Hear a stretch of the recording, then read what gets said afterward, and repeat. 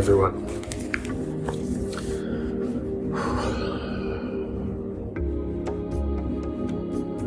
I just wanted to share the concept of witnessing. I was offering a tea with Mo session and the sound wasn't working, so I thought I'd get this down. It's been beautiful to be able to get this down and share this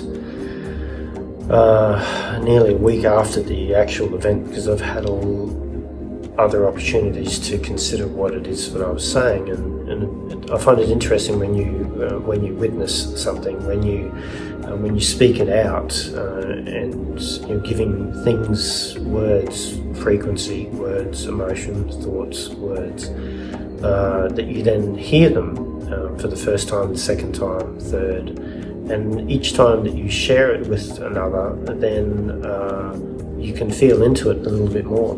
Maybe give a different word to the frequency of it, and here's the value, I guess, in a sense, in the concept of witnessing. So I've been able to witness this experience multiple times in explaining it to others since its original conception of what is this, And this is how I come to, I guess, my understandings in these, in a sense, teachings, sharings, is through my own experience. I'll notice something, I'll inquire into it, and then question it, in a sense, and see what then comes from it. And then notice the outcome or the differences. What's happening? How does that shift my reality? How does that change my reality? Does it enhance it? That sort of thing. So this concept of witnessing has come to me, and I wanted to share it with you because this is something that we all do. However, we may not necessarily be aware of it. In becoming aware of it, we can maybe tweak it a little bit or be mindful of it when we've got the opportunity to speak to it and speak from it. And for those of us who've had particular experiences where something has really worked well with engaging with another, then maybe this is part of that process, and this is what I wanted to share. So this concept of witnessing, it has many elements to it. It's like baking a cake. It's called a witness cake.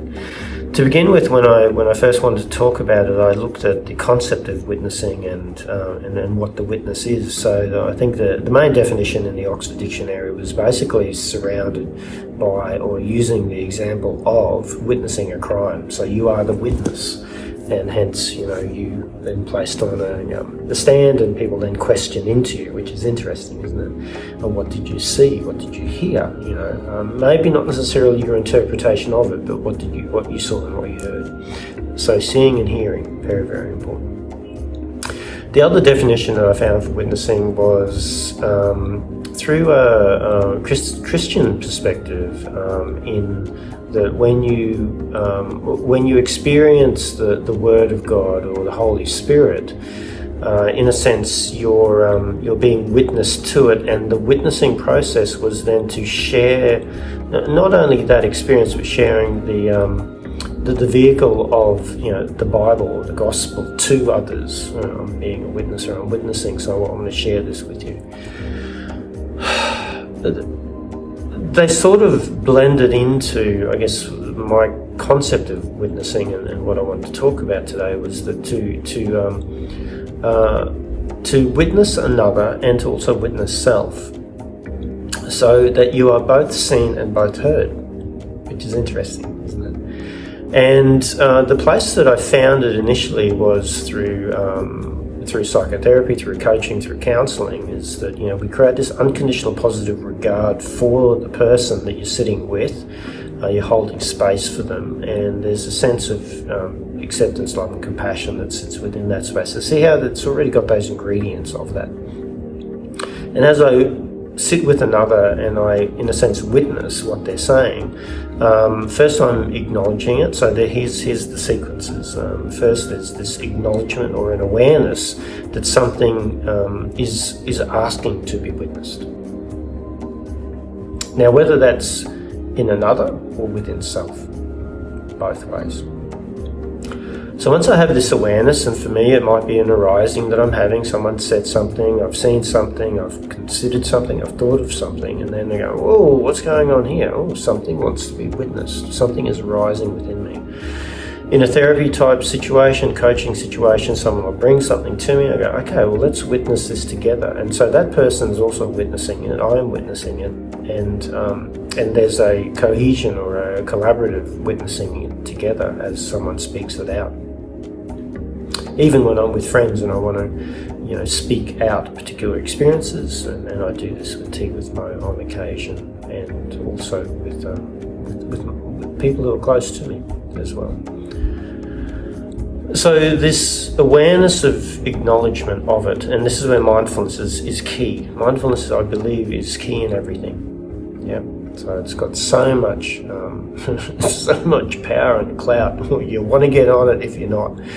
So being mindful, having this awareness that something's arising for you, something's arising for others, whether it be in a therapy situation, a friendship situation, or an intimate situation that's occurring. So the first step is acknowledgement. And through acknowledgement, there's a sense of validation. So the acknowledgement is something's here. Then the next step in a sense is validation. And validation is more so I'm noticing the acknowledgement, I'm noticing that something's here, and I'm going to listen. Don't necessarily have to place too much emphasis on, oh, well, this is what you're doing, or giving confirmation or even further clarity around it, or inquiring into it. And once again, I've only learnt this through my own experiences, because I haven't done this many times. In doing it in a particular sequence in a particular way, oh, hang on, there's a different frequency, there's a different feel, there's a different outcome that comes from this, and wow, that's amazing. How do I do that again? So you have this acknowledgement through awareness, and then you've got this really beautiful opportunity to validate something, validate someone, validate what's going on for you. And when you validate something, one feels trust, a sense of, so now this element of trust comes into it. Oh, and this element of, well, at least I've been seen. Yeah, I've been seen, and there's the elements of, so the seen is awareness of it, acknowledgement of it. The heard is the validation of it. And so when I'm seen and when I'm heard, that promotes a sense of trust between us. Between me, between you and I. And then one can then start to inquire. And when we start to then inquire, then inquiry actually shows that we're interested. Inquiry also shows that we've been listening as well. So I've heard. I can also inquire into, did I hear that correctly?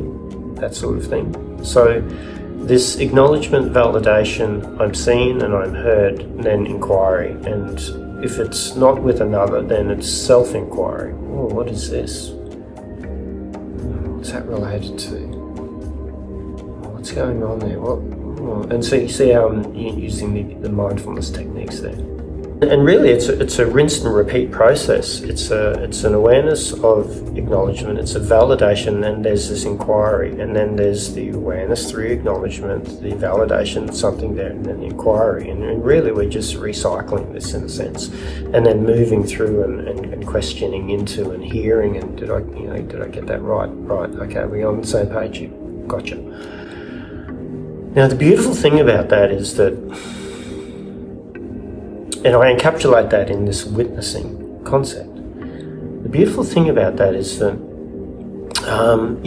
children should be seen and not heard. A lot of us come from that day and age, and we'd be familiar with that phrase. And isn't it interesting? They're seen, but they're not heard. See how I think what happens is that there's many internal parts to us, and I'm just using a reference point of IFS, internal family systems, where we have particular parts. Those parts are created at particular times within our lives. Ultimately, they're in a sense protective or managing parts to us. You know, part of me wants to do this, part of me wants to do that, part of me wants to say this, and part of me wants to withdraw. So we use this language quite a lot. So we have this internal family system. Now, where there's an internal family system, there's also an external family system.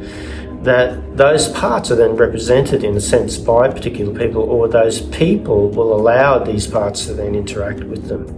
So at a particular time, particular parts of us then come up to go, hey, I need to be heard. I want to be seen first. And so we do, and I've spoken about this before, we do live in a bit of a cancel culture where we promote mental health and we promote talking about stuff, but we don't want people to talk about too much negative stuff because we think that they're going to get even further negative about it, and then they think that they're broken and they need to be healed, and then they go on this big journey, you know. And for some people, once they're heard, then they see that as a particular mechanism to continue to be heard. So then at least that person listens to me. However, in saying that, some people can then use that as a vehicle of having some close intimacy with another by being heard.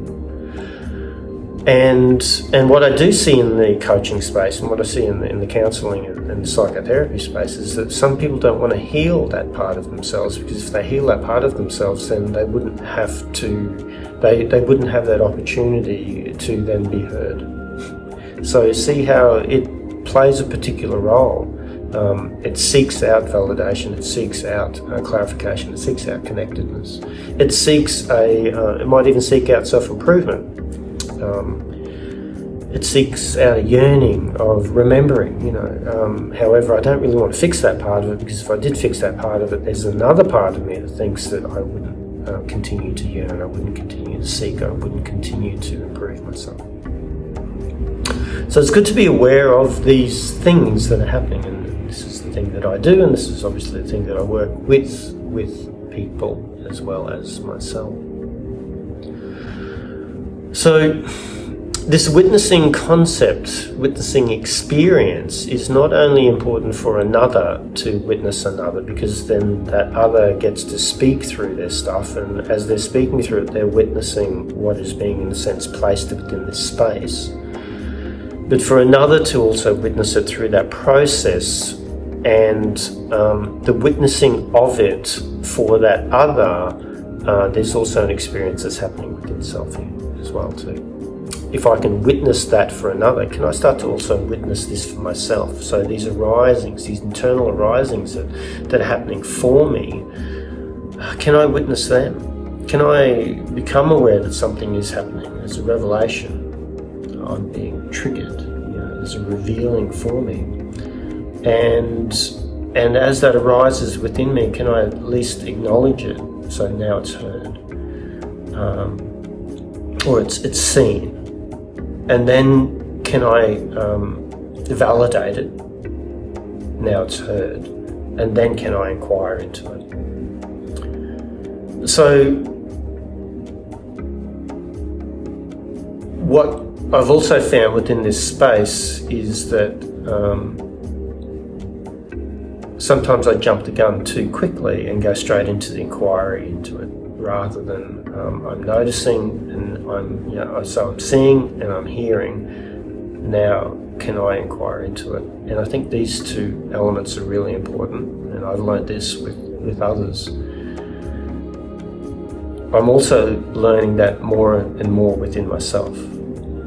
And the interesting thing, what I found, is that sometimes not everything needs the, I think everything requires the seen and heard, but not everything requires the self-inquiry.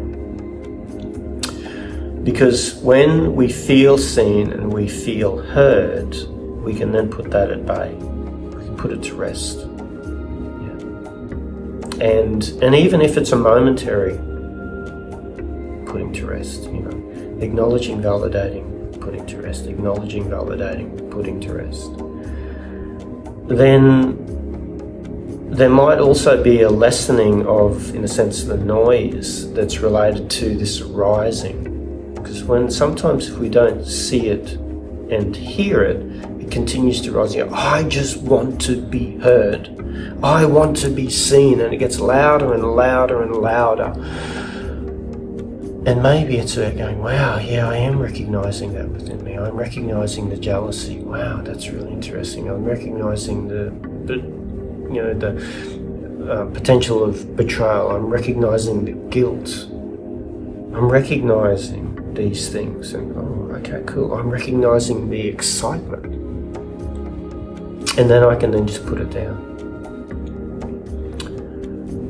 And it will maybe even go away until it then appears, and that's okay, because you just need to see it and hear it, and then it goes back in, and then something else is obviously bound to appear, another temporary arising in a sense. So there's this process between, and so this is the dualism part of it. I'm witnessing for another, I'm seeing and you're heard, and I'm inquiring into.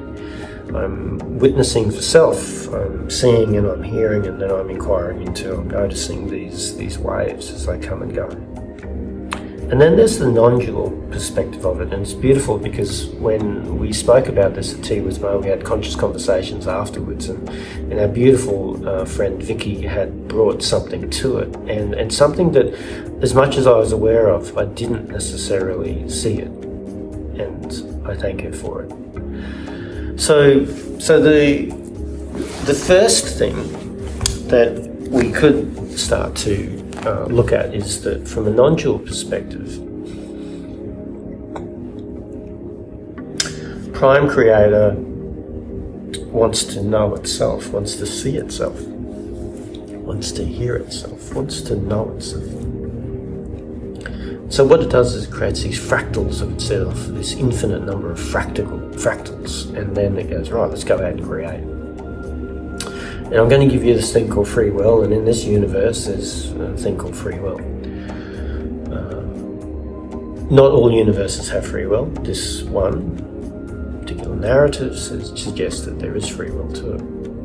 And so as this free will goes out and free wills itself, the creator, the Prime Creator, is witnessing all of this. Now, when we talk about that, it witnesses all of this, well, what it's really doing is it's witnessing itself, which is what I've just spoken of. Can you witness yourself? You can witness another. So we could look at it from Prime Creator and going, all of these others, which are actually part of self, and then we can also go, Prime Creator is witnessing all of these, we're made of about 70 trillion cells, maybe more, maybe less, not too sure. Each one of those cells are a part of us. Can we witness that? So Prime Creator is witnessing itself in witnessing you, in witnessing me, in these experiences. And because it can hold, it has the capacity to hold from a perspective of unconditional love, it can witness all of that with love and compassion and understanding. Now, I explained that, and what Vicky brought to this conversation even further was 2 points. One was, I think there's other points, and ones that I remember that resonated with me so much, was that as much as Prime Creator is witnessing itself within itself, and also, if we want to look at it from a dual perspective, all of us and everything that is within this universe and all of the multiverses, it's also being witnessed back. Even me having this conversation, that I am an individual unit of consciousness that is a fractal of the greater consciousness. I'm a localized form of consciousness that is a part of the unlocalized form of consciousness. I'm witnessing it. And as I'm witnessing it, I'm also witnessing my experience in relation to it. So it feels seen and it feels heard. So do you see the multiple levels of this witnessing? It just like, and for the brain, I can't even conceptualize it, because I think it turns within itself, and yet it's not itself. The other beautiful point that Vicky brought up too was that the art of witnessing, in a sense, actually changes the outcome to it. So remember, witnessing self, witnessing others, witnessing self and the witnessing of others. And this comes back to a quantum physics experiment called the observer effect, where light was shown. It was a double slit experiment, and light could be either a particle or a wave, depending on if it was observed. And so the mere observation of it could change it from either a particle or a wave. And so then we start to see that the observation of it is the witnessing of it.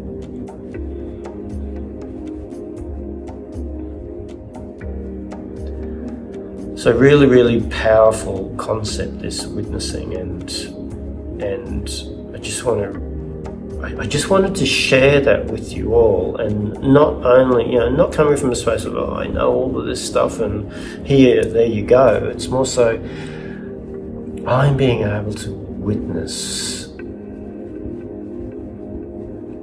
putting words to an experience that I'm having. And I guess that's one of the beautiful gifts that this vehicle has, because it recognizes a particular frequency, and it can articulate that frequency quite well. That's probably the best way that I can describe what it is that this mind-body thing does. And I just want to share that with you. So there is the concept of witnessing, and I can be grateful that can I be grateful? Yeah, I can be grateful that the sound didn't work, because what it has allowed me to do is to have all of these further experiences from that original experience where people were here in the centre listening to me, and this one has been a beautiful summary, because it's, let's call it a more evolved version of it, because it has evolved to where we're at now, and it will continue to evolve. Yeah. So thank you for joining me with Tea with Mo, the concept of witnessing. And if this makes sense to you, please leave a comment below. If it doesn't make sense to you, leave a comment below, and also share if it helps too. Yeah. Thank you.